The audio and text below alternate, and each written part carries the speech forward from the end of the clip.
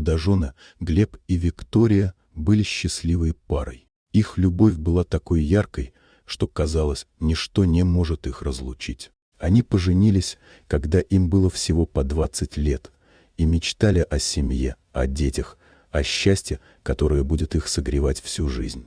Сначала все было прекрасно. Они проводили дни, обнимаясь и смеясь, планируя свое будущее. Глеб и Виктория были уверены, что ничто не может нарушить их счастье. Но судьба имела свои планы. Однажды, в обычный дождливый день, произошло несчастье. Виктория попала в страшное ДТП, и жизнь молодой пары изменилась раз и навсегда. Страшные травмы, которые она получила, оставили ее парализованной, прикованной к инвалидной коляске. Глеб был в ужасе, он не знал, как жить дальше, как помочь своей возлюбленной. Вначале он был полон решимости поддержать Викторию, быть рядом и помогать ей преодолевать все трудности. Он ухаживал за ней, поднял ее дух, но с течением времени что-то изменилось в его сердце.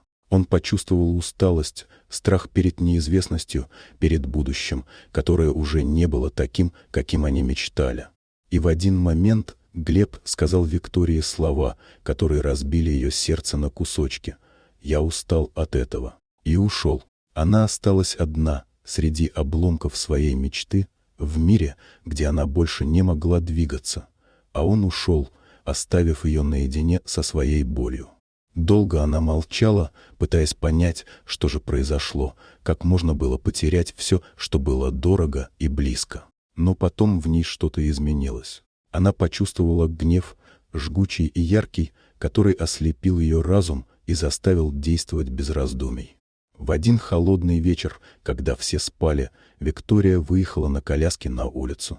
Она не знала, куда едет, зачем и что будет дальше. Но в ее сердце горело пламя мести.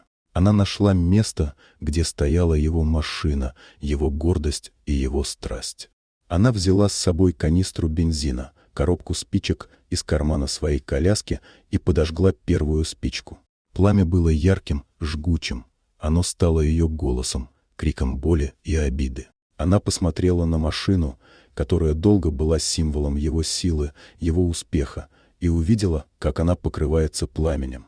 Виктория сидела там, на фоне пламени, и чувствовала, как ее сердце разрывается на части.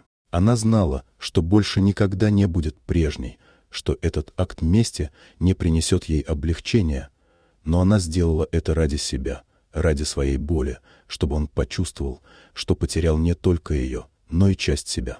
И в этот момент она почувствовала, что стала свободной. Свободной от ненависти, от обиды, от боли.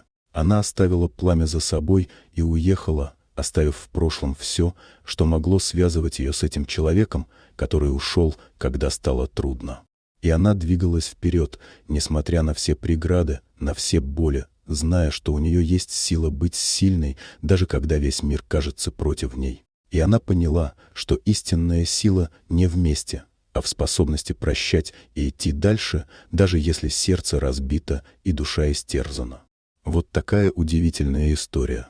Дорогие друзья, если вам понравился ролик, не забудьте поставить лайк, а также подписаться на наш канал, где найдете еще много интересного, и не забудьте нажать на колокольчик и оставить комментарий.